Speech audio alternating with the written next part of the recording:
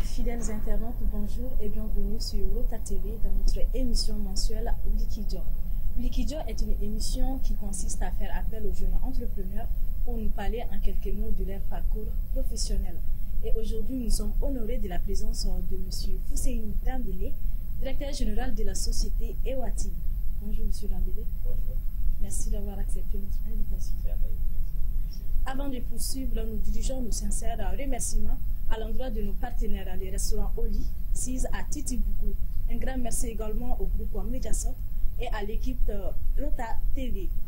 Alors, je vous le disais, nous sommes avec le directeur général de la société Ewati, un jeune entrepreneur ambitieux qui a beaucoup à dire sur son parcours et également sur son entreprise. Alors, M. Dambélé, qui est Fousseini Dambélé? Tout d'abord, je vous remercie de m'avoir donné l'occasion d'être présent aujourd'hui. Merci à toute votre équipe et je suis vraiment impressionné par ce que vous faites, c'est-à-dire de faire émerger les jeunes entrepreneurs, de les faire connaître et de faire aussi en sorte que les autres puissent aussi suivre les bons exemples dans ce sens.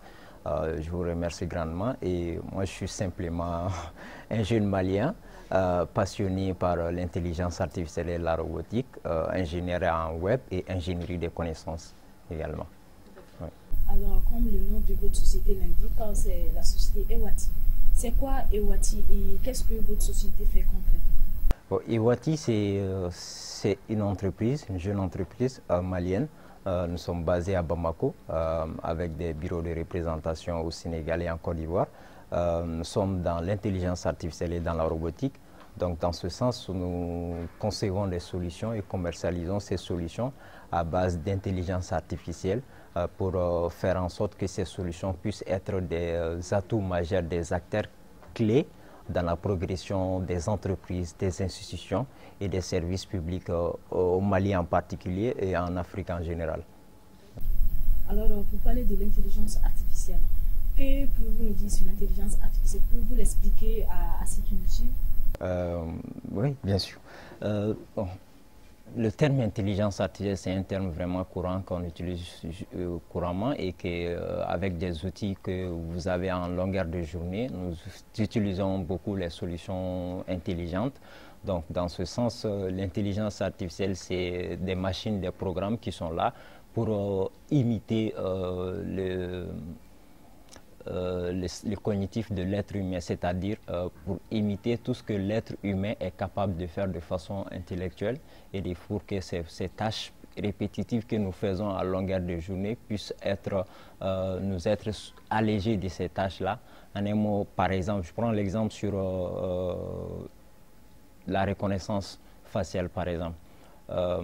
Nous, les êtres humains de base, depuis l'enfance jusqu'à l'âge où nous sommes, nous avons appris à travers les expériences dans la vie. Donc, c'est-à-dire les machines n'ont pas cette capacité d'intelligence. Donc, nous sommes obligés de les faire comprendre c'est quoi un objet, c'est quoi un bic, c'est quoi un téléphone, c'est quoi une personne. Quelles sont les caractéristiques principales à ça. Donc il s'agit de les entraîner, de les faire comprendre tel objet est une personne, tel objet est un stylo, tel objet est un téléphone. Donc dans ce sens, c'est avec l'explosion massive des puces électroniques maintenant qui sont capables de traiter des grandes informations en un temps record. Donc ces solutions sont aptes à vraiment nous soulager sur certaines tâches répétitives et que nous puissions nous consacrer à d'autres tâches plus productives et nous permettre de gagner du temps et en productivité. Alors, pouvez-vous nous dire comment cette idée d'entreprendre vous est venue à l'esprit? Dire, je veux être un entrepreneur, il faut que je fasse ça, surtout avec la technologie. Comment vous êtes venu à l'idée? Bon, déjà, c'est historique. Depuis l'université, donc nous avions un professeur avec qui je changeais constamment, même après les cours et tout. Donc il me disait que si on a des compétences, vraiment, des compétences qui peuvent vraiment aider Donc c'est un péché de ne pas le mettre au service des autres. Donc, et dans ce sens, et du retour au pays, donc j'ai eu la chance d'aller dans d'autres entreprises qui sont bien ficelées, qui sont là et tout. Donc j'ai fait quelques mois dans une des entreprises et par la suite, je me suis rendu compte d'un problème auquel j'ai été confronté sur un cas de conflit entre employés et employeurs sur le manque de ponctualité et de régularité. Que dans la majeure partie de nos entreprises, jusqu'à récemment, c'était les cahiers des registres pour faire l'émergement, l'heure d'arrivée, l'heure de départ. Donc, alors, ces systèmes ne sont pas sans faille. Il y a des failles humaines qui sont là. Il y a des failles aussi de tricherie sur les vraies heures de truc. Donc, dans ce sens, je me suis rendu compte de cela dans un bureau. Et j'ai constaté que c'est la même chose au niveau de plusieurs entreprises à Bamako après de longues inspections. Dans ce sens, je me suis posé la question, avec doté de telles compétences, donc j'ai approché des amis d'université afin qu'on puisse mettre en place une solution de base d'abord à base des empreintes digitales. Un truc, un box, un prototype qu'on avait fait, qu'on avait appelé Iwati Box. Donc, pour pouvoir faire Made in Mali, afin qu'on puisse venir en aide aux chefs d'entreprise dans ce sens-là. Donc, par la suite, en 2021, il y a Covid qui est intervenu. Donc, dans ce sens, et étant donné qu'on a été formé dans l'ingénierie des connaissances avec l'apprentissage automatique qui tend vers l'intelligence artificielle actuelle, donc on a enlevé ce côté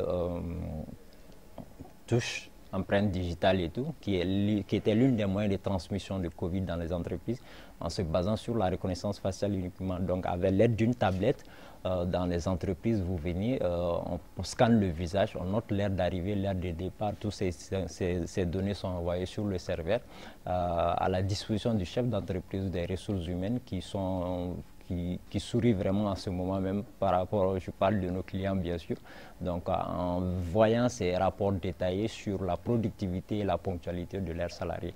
Donc c'est comme ça qu'on a commencé avec Iwati, avec cette solution, et par la suite d'autres solutions aussi ont émergé et sur lesquelles nous sommes actuellement avec d'autres clients.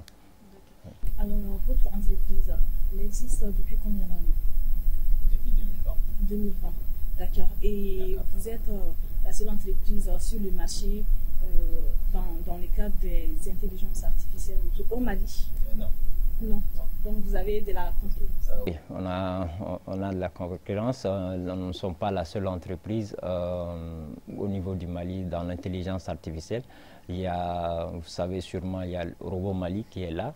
Avec des jeunes qui apprennent avec des outils informatiques, électroniques, systèmes embarqués, intelligence artificielle aussi, qui font des concours aussi pour le Mali, à l'étranger, bien sûr. Donc, ils sont académiques, mais on peut dire qu'ils sont aussi dans l'intelligence artificielle.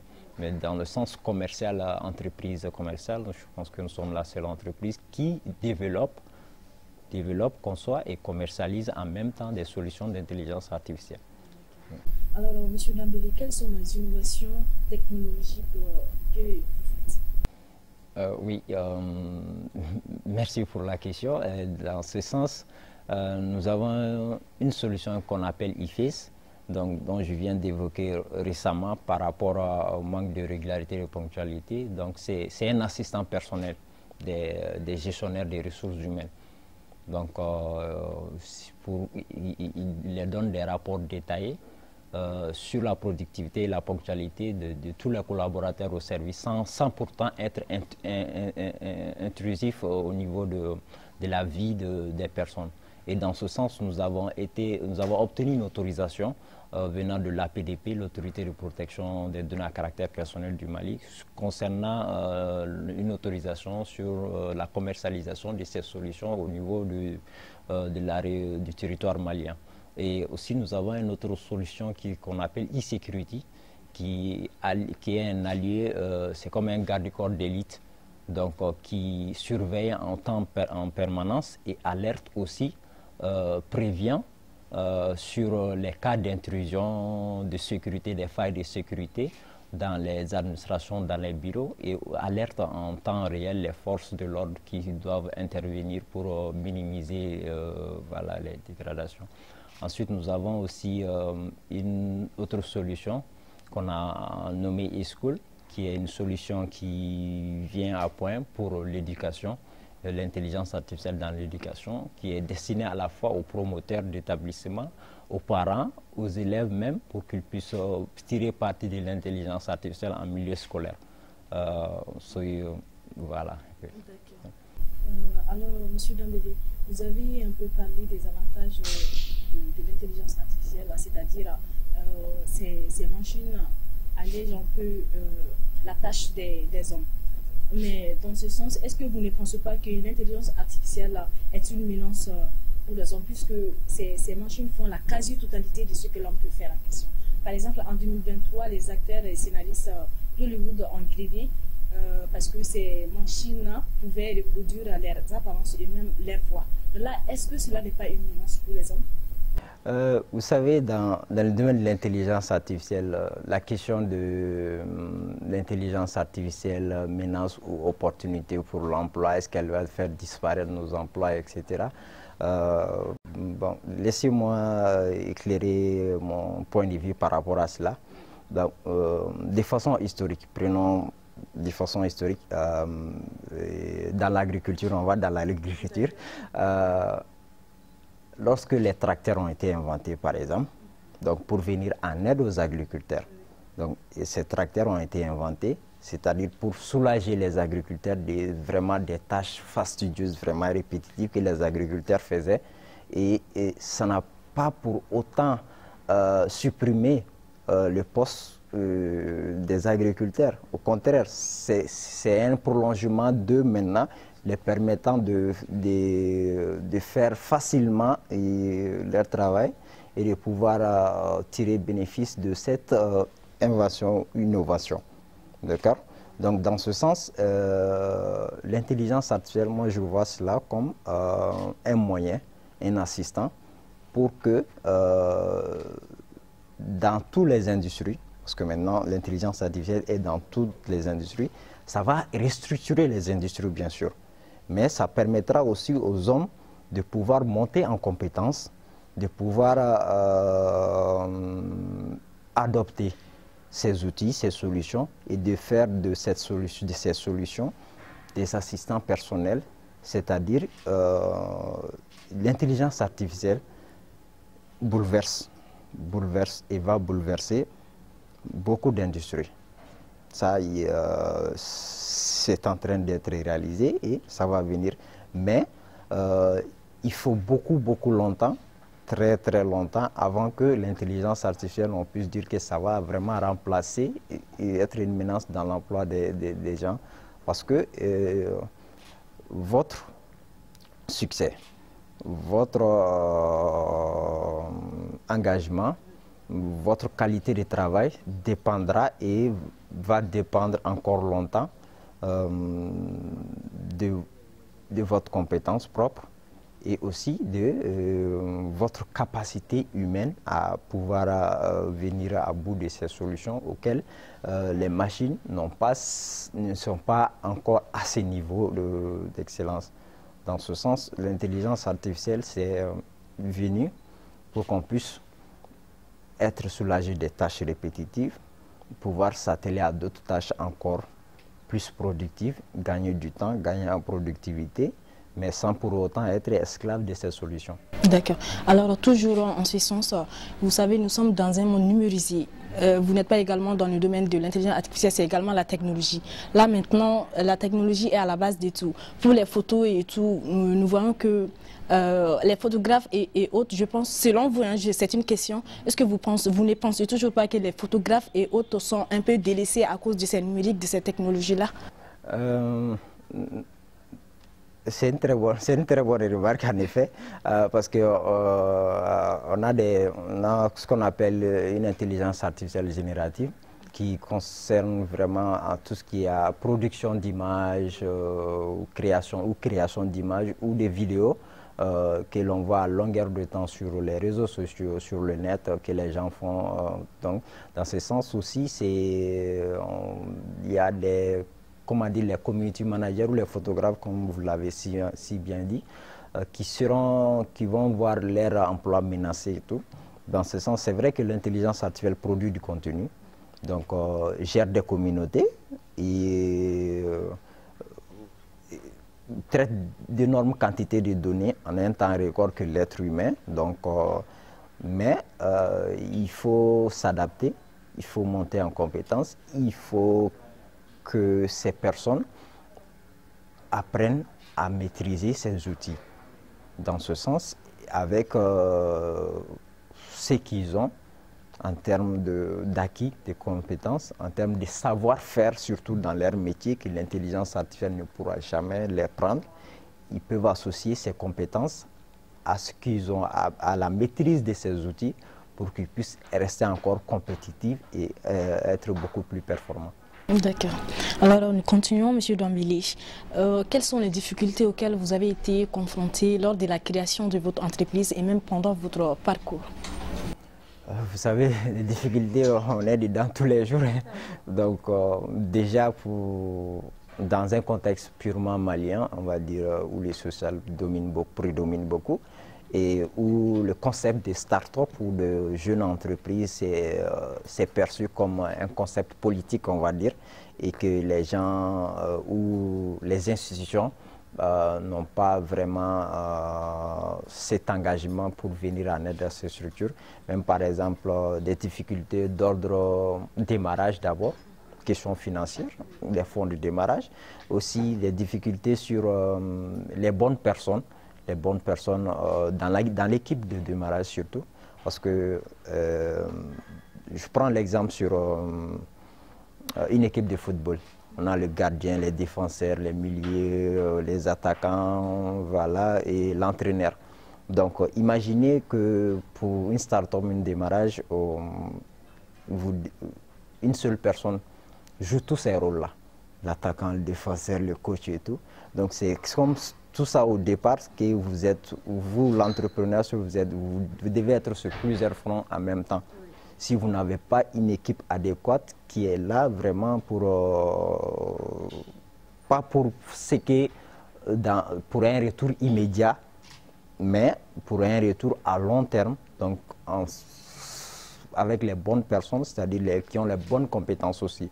Parce qu'on peut avoir des personnes qui n'ont pas les bonnes compétences et vous serez amené à tâtonner de gauche à droite, ce qui va vraiment ralentir votre point de départ et votre progression par la suite aussi. Il y a aussi ces difficultés de marché, surtout les marchés publics, où vraiment il faut avoir des garanties auprès des banques pour pouvoir exécuter des marchés publics et tout. Et, étant donné que les compétences sont là, les compétences techniques qui sont là, bien sûr, pour exécuter ces marchés, mais à défaut de ces fonds conséquents qui puissent vous permettre d'exécuter, étant donné que les marchés publics ne donnent pas de montant forfaitaire de départ pour l'exercice du travail. Donc, c'est des difficultés auxquelles on peut être confronté, surtout dans un contexte malien, pour une start-up qui démarre. Et même si vous arrivez à vous lancer aussi, au cours de la vie de l'entreprise, vous serez amené à être confronté à ces problèmes aussi de soutien, de subvention et aussi des personnes compétentes sur lesquelles vous pouvez compter et aller ensemble sur le long terme. D'accord. Alors, M. Doumbili, qu'est-ce qui vous a le plus marqué durant votre carrière et quelle invention vous a le plus rendu fier? Je ne peux pas vous dire exactement quelle invention nous rend le plus fiers, parce que tout ce que nous faisons comme solution, nous le faisons sur la base des constats, des remarques, pour venir en aide, pour répondre aux problématiques, soit des entreprises, soit des institutions qu'on a remarquées au Mali, ici ou ailleurs. Donc, dans ce sens, le fait de voir que d'abord, nous arrivons à concrétiser ces solutions, à développer ces solutions, et qu'on voit que ces solutions sont vraiment utilisées par ces entreprises, ces institutions, ces services public et ses industries. Donc c'est une fierté pour nous, au-delà de l'aspect financier bien sûr, c'est une satisfaction que nous sommes capables de répondre à des besoins vraiment qui sont spécifiques et aux vrais besoins vraiment dans un contexte qui est local dans ce sens. D'accord. Alors la nuit de l'entrepreneuriat, on en parle, hein, vous avez été, votre entreprise a été honorée par le trophée meilleure start-up 2023. Que pouvez-vous nous dire sur ce mérite? Bon, c'est la deuxième fois consécutive que nous sommes nominés de meilleure start-up en 2022 et 2023 également. Donc, c'est toujours bien de voir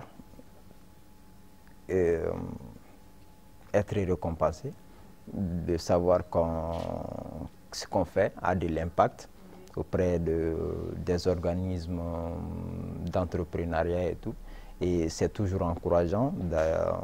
Et dans ce sens, nous continuerons quand même à redoubler encore d'efforts et à s'armer encore plus pour pouvoir faire en sorte qu'on soit toujours à la hauteur des espérances et continuer à œuvrer pour le développement et l'intégration des solutions. D'accord. Alors, avez-vous des projets futurs pour développer votre société? Si oui, lesquels? Oui, on a des projets vraiment futurs qu'on espère qu'ils vont vraiment aider dans un sens le grand public, parce que toutes les solutions que nous avons jusqu'à l'heure actuelle sont des solutions destinées aux entreprises ou aux structures, aux institutions, mais des solutions publiques vraiment pour le grand public. Nous sommes dans ce sens dans un projet vraiment ambitieux, phare, qui est dans le domaine de la santé. Et nous essayons d'appliquer l'intelligence artificielle dans la santé pour qu'on puisse au moins améliorer le processus de prévention et de traitement des patients de façon locale au Mali. C'est dans un premier temps, et par la suite on va expandre le projet dans d'autres pays bien sûr où le besoin existe. Dans ce sens aussi, nous sommes à l'avant du lancement. Vous avez parlé tout à l'heure d'une solution qui consiste vraiment à distribuer de façon automatique, ça c'est les photos prises à travers la reconnaissance faciale. Donc dans les événementiels, vous participez à des événementiels et parfois ou des mariages, des baptêmes, vous êtes obligé d'appeler des gens pour leur dire envoyez-moi mes photos et tout. C'est dans le sens où le photographe vous connaît bien sûr. Ou dans un événement de 100 à 200 personnes, le photographe ne peut pas connaître tout le monde. Et pour que cette tâche puisse être vraiment cette tâche lourde puisse être vraiment simplifiée, avec l'aide de la reconnaissance faciale, nous avons développé une solution qui permet de partager automatiquement les photos aux personnes qui figurent dans les photos de façon personnalisée sans que vous n'ayez besoin d'installer aucune application. Donc juste en scannant un code QR, vous êtes invité à faire un selfie pour qu'on puisse aller chercher toutes vos photos dans l'événementiel et vous les donner de façon vraiment sécurisée. D'accord. Alors, M. Dambélé, est-ce que l'objectif a été atteint selon vous en tant que jeune entrepreneur? Bon, l'objectif, on a une mission, donc avec des objectifs. Donc à chaque objectif, on a des objectifs qui sont là, qui sont des objectifs qui sont atteints et des objectifs qui ne sont pas encore atteints, qui sont en cours, mais nous sommes toujours dans notre mission de mettre l'intelligence artificielle au service du développement au Mali et en Afrique de façon générale. Donc des objectifs, nous en fixons à chaque fois que nous avons l'occasion et nous essayons de les atteindre. Et quand on atteint des objectifs, que ce soit de façon technique, de façon besoin en aide, venir en aide, et de façon aussi expansion, puisque nous sommes certes basés au Mali, mais nous avons une vision panafricaine de l'utilisation de l'intégration des technologies de pointe sur le continent africain. Donc voilà, nous mettons tout en œuvre pour atteindre nos objectifs et rester focus sur notre mission principale. D'accord. Alors, mais est-ce que vous êtes représenté dans certains pays de l'Afrique? Oui, nous sommes au Sénégal. L'année dernière, nous avons eu une représentation là-bas à travers un partenariat avec une structure sur place à Dakar. Aussi, nous sommes représentés en Côte d'Ivoire par le groupe Sonic Africa. Donc, nous sommes, en plus du Mali, nous sommes dans ces deux pays-là pour l'instant. Pour l'instant. Donc, vous projetez d'aller encore plus loin? Oui, Inch'Allah. D'accord. Alors, quel conseil, M. Dambélé, donnez-vous aux jeunes qui souhaitent faire comme vous? Ok. Ça, c'est... Le conseil que moi je pourrais donner, c'est d'abord la passion. Il faut être passionné pour un truc, pour un métier ou pour un truc, c'est bien, mais aussi la passion ne suffit pas. Il faut être prêt à se donner, à sacrifier, à se sacrifier et à croire vraiment en votre idée, mais aussi avoir les pieds sur terre aussi, quoi. Donc, il faut être réaliste dans ce sens, dans ses objectifs. Votre mission doit rester vraiment fixée dans votre tête, mais les aléas peuvent venir et ils vont venir, ces aléas, mais il faut vraiment que vous soyez convaincu et que vous pouvez le faire. Donc, dans ce sens, les obstacles, vous pouvez les surmonter seul ou accompagné. Et donc, moi, dans mon cas, au niveau de la digitalisation, de l'innovation et tout, donc, nous croyons fermement que le développement du Mali et de l'Afrique aussi passe par les technologies de pointe et dans leur adoption aussi. Donc, dans ce sens, notre porte est grandement ouverte à toute personne en termes d'appui, en termes de formation et en termes de conseils aussi adaptés, parce que les contextes ne sont pas les mêmes, les réalités des projets ne sont pas les mêmes. Nous ne nous plaçons pas en tant qu'incubateur ou autre chose, mais avec le peu d'expérience qu'on a, donc nous pouvons être à même capable d'orienter, ou du moins de conseiller dans ce sens de façon vraiment désintéressée pour que ces jeunes puissent aussi s'en sortir et impacter de façon positive sur leur secteur d'activité. D'accord. Alors, où se trouve votre siège? Nous sommes à Badalabougou. Badalabougou. D'accord. C'est bientôt la fin de l'émission. Monsieur Dambélé, votre dernier mot? Je termine par vous remercier, à vous et à l'ensemble de toute votre équipe, de m'avoir donné l'occasion de participer à votre émission. Et voilà, merci. D'accord. Voilà, arrivé à la fin de cette édition du jour, nous avions comme invité sur ce plateau M. Fousseni Dambélé, directeur général de la société Ewati. Monsieur Dambélé, merci d'avoir répondu à notre appel. Un grand merci à nos partenaires, le restaurant Oli, le groupe Mediasoft et également l'équipe Rota TV. Nous remercions également nos internautes qui nous suivent sur Rota TV.